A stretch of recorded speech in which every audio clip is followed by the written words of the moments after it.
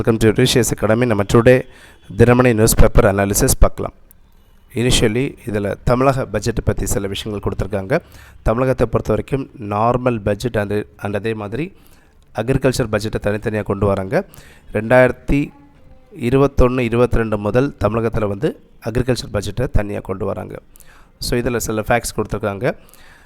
கடந்த 5 இயர்ஸில் வந்து பார்த்திங்கன்னா 1.94 லட்சம் கோடி விவசாயத்துக்காக ஒதுக்கீடு பண்ணியிருக்காங்க. அண்ட் அதே மாதிரி கடந்த 4 இயர்ஸில் வந்து பார்த்திங்கன்னா தானிய உற்பத்தியை பொறுத்த வரைக்கும் 16.22 லட்சம் மெட்ரிக் டன் வந்து ப்ரொடக்ஷன் இன்க்ரீஸ் ஆகிருக்கு. அண்ட் அதே மாதிரி 2 லட்சம் விவசாயிகளுக்கு வந்து புதுசாக மின் இணைப்புகள் கொடுத்துருக்காங்க. அண்டு கலைஞரின் அனைத்து கிராம ஒருங்கிணைந்த வேளாண் வளர்ச்சி திட்டம், அதாவது வில்லேஜ் டெவலப்மெண்ட் ஸ்கீம், இந்த ஸ்கீமுக்காக 707 கோடி இன்வெஸ்ட்மெண்ட் பண்ணியிருக்காங்க. அண்டு இதில் ஒரு ஃபேக்ட் கொடுத்துருக்காங்க.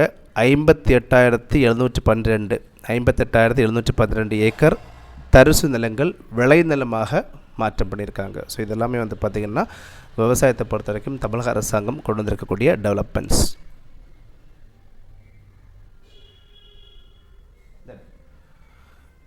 ஏஐ இம்பேக்ட் சமிட் நியூடெல்லியில் நடந்து முடிஞ்சிருக்கு. இதில் நியூடெல்லி டிக்ளரேஷன் சைன் பண்ணியிருக்காங்க. இந்தியா வந்து ஏஐ இதை வந்து டெவலப் பண்ணுறதுக்காகவும் இம்ப்ரூவ் பண்ணுறதுக்காகவும் பல்வேறு நாடுகளுடைய ஒத்துழைப்போட ஒரு டிக்ளரேஷன் சைன் பண்ணியிருக்காங்க. நியூடெல்லி டிக்ளரேஷன், இதை பார்த்துக்கோங்க.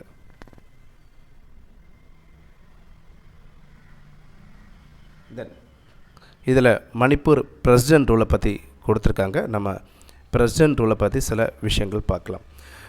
எக்ஸாம் பாயிண்ட் ஆஃப் வியூவில் president rule or state emergency, இதை வந்து நம்மளுடைய கான்ஸ்டியூஷனில் ஆர்டிகிள் 356 இதை பற்றி சொல்லியிருக்காங்க.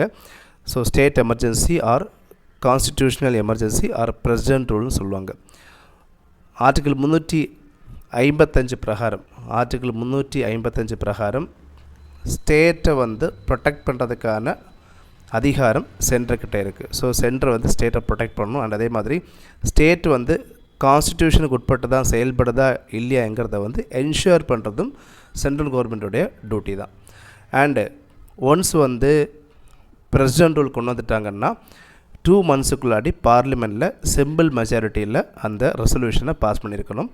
ஸோ ஒவ்வொரு 6 மாதத்துக்கு ஒரு தடவையும் பார்லிமெண்ட்டில் பாஸ் பண்ணியிருக்கணும். அண்டு மேக்ஸிமம் 3 இயர்ஸ் வரைக்கும் தான் ஒரு பிரசிடென்ட் ரூலை கொண்டு வர முடியும். 6 மந்த்ஸ்க்கு ஒரு தடவை அப்ரூவல் வாங்கிட்டே இருக்கணும். அண்டு இந்த பிரசிடென்ட் ரூலை வந்து ரிவோக் பண்ணுறதுக்கு ஜனாதிபதி எப்போ வேணும்னாலும் ரிவோக் பண்ணிக்கலாம். பார்லிமெண்ட்டுடைய அப்ரூவல் தேவையில்லை. அதாவது ஜனாதிபதி ரூலை வந்து ரிவோக் பண்ணுறதுக்கு பார்லிமெண்ட் அப்ரூவல் தேவையில்லை. பட் அந்த பிரசிடென்ட் ரூலை வந்து கொண்டு வரதுக்கு பார்லிமெண்ட்டுடைய சிம்பிள் மெஜாரிட்டி அப்ரூவல் தேவை. ஸோ இதை பார்த்துக்கோங்க.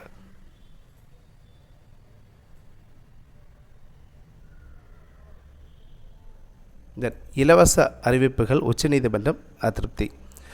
ஸோ தமிழக அரசாங்கம் வந்து பார்த்திங்கன்னா ரீசன்ட்லி 5,000 rupees வந்து மகளிருடைய அக்கௌண்ட்டில் கொடுத்துருக்காங்க. அதே மாதிரி நிறைய இலவச மின் இணைப்புகள், நிறைய இலவசங்கள் வந்து ஒவ்வொரு ஸ்டேட்டும் கொடுத்துட்டே வராங்க.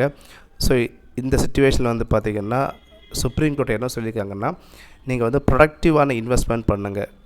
ப்ரொடக்டிவான இன்வெஸ்ட்மெண்ட், அதாவது எம்ப்ளாய்மெண்ட் ஆப்பர்ச்சுனிட்டி உருவாக்குங்க. பட் இலவசங்களை கொடுக்கறதுனால நிறைய ஸ்டேட் வந்து கடனில் இருக்குங்கிறத வந்து உச்சநீதிமன்றம் சொல்லியிருக்காங்க. அதிருப்தியை வெளியிட்டிருக்காங்க. தென் சிஏஜியோட ரிப்போர்ட் வந்து ஸ்டேட் கவர்மெண்ட் கிட்ட கொடுத்துருக்காங்க. ஸோ இதை பற்றி நம்ம பார்க்கலாம். சிஏஜி இதோடைய full form comptroller and auditor general. நம்மளுடைய கான்ஸ்டியூஷனில் ஆர்டிகல் 148 இவரை பற்றி மென்ஷன் பண்ணுறாங்க. ஸோ சிஏஜி பொறுத்தவரையும் பார்த்திங்கன்னா ஸ்டேட் கவர்னர்கிட்ட சில ரிப்போர்ட் ப்ரொவைட் பண்ணுவாங்க.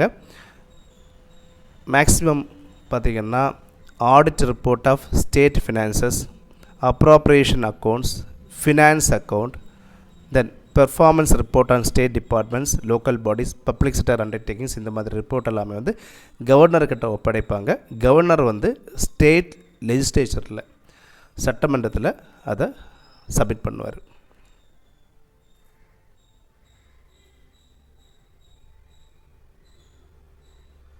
தென் நெக்ஸ்ட் 22 மாநிலங்களில் வந்து ஸ்டேட் எலெக்ஷன் கமிஷன் எஸ்ஐஆர் கொண்டு வர போகிறதா அறிவிச்சிருக்காங்க. தென் இந்தியாவில் அரிய புவிகாந்த உற்பத்தி நடப்பாண்டில் தொடங்கும். ஸோ 2 மேக்னட்ஸோட ப்ரொடக்ஷனை வந்து கொண்டு வரதுக்கு ஸ்டேட் கவர்மெண்ட் பர்மிஷன் கொடுத்துருக்காங்க. எஸ்பெஷலி வந்து பார்த்திங்கன்னா நியோடிமியம், என்டின்னு சொல்லுவாங்க, நியோடிமியம் அண்ட் அதே மாதிரி ப்ரசோடிமியம். ஸோ இந்த 2 பெர்மனண்ட் மேக்னட்ஸோடைய ப்ரொடக்ஷனை இம்ப்ரூவ் பண்ணுறதுக்காக சென்ட்ரல் கவர்மெண்ட் ஒப்புதல் அளிச்சிருக்காங்க. கிட்டத்தட்ட 500 டன் 2027க்குள்ளாடி. இதில் ஒடிசா அண்டு கேரளாவை டார்கெட் பண்ண போகிறாங்க. ஒடிசாலையும் கேரளாவில் இருக்கக்கூடிய மோனோசைட் சாண்ட் இதில் இருந்து இந்த மெட்டீரியல் வந்து ப்ரொடக்ஷன் பண்ண போகிறதா IREL சொல்லியிருக்காங்க. அதே மாதிரி வந்து பார்த்திங்கன்னா இந்த மேக்னெட்ஸ் எல்லாமே வந்து இந்தியா சைனா கிட்ட தான் இம்போர்ட் பண்ணுறாங்க. ஸோ இந்த மாதிரி இந்தியாவில் ப்ரொடக்ஷன் பண்ணும்போது சைனாவோட இம்போர்ட் வந்து சைனா கிட்டேருந்து இம்போர்ட் பண்ணுறது குறையும். ஸோ கேரளா ஸ்டோரி படத்தை பற்றி கொடுத்துருக்காங்க. கேரளா ஸ்டோரி 2023 கொண்டு வந்த ஃபிலிம். இதோட டைரக்டர் வந்து பார்த்திங்கன்னா சுடிப்டோ ஜென். ஸோ இது வந்து பார்த்திங்கன்னா ஒரு கன்வர்ஷன் ஃபிலிம், ஜஸ்ட் பார்த்துக்கோங்க. தென் ஊவே சாமிநாதர் பிறந்த தினம். சுவாமிநாதர் அவருடைய பிறந்த தினம் வந்து பார்த்திங்கன்னா February 2, 1855. அவருடைய இறந்த தினம் 28/4/1942. அவர் வந்து தமிழ் தாத்தான்னு சொல்லுவாங்க. அண்ட் அதே மாதிரி குடந்தை நகர் கலைஞர், பதிப்புத்துறையின் வேந்தர், இந்த மாதிரி நெய்மில் அவரை பாராட்டுவாங்க. ஸோ இவர் தான் வந்து பார்த்திங்கன்னா சங்க காலத்தில் எழுதப்பட்ட பாம் லீஃப் மேனுஸ்கிரிப்ட்ஸ், ஸோ இதெல்லாமே வந்து பிரிண்டட் புக்ஸாக பதிப்பிச்சது யார் பார்த்திங்கன்னா ஊவே சாமிநாத ஐயர். ஸோ நிறைய புக்ஸை வந்து பிரிண்டட் புக்ஸாக பதிப்பிச்சிருக்காரு. பழங்காலத்தில் பனை ஓலையில் இருந்த நிறைய எழுத்துக்களை எல்லாமே வந்து பிரிண்டட் புக்ஸாக மாற்றிருக்காரு. ஸோ அழியாமல் பாதுகாத்ததில் வந்து இவர் முன்னோடி.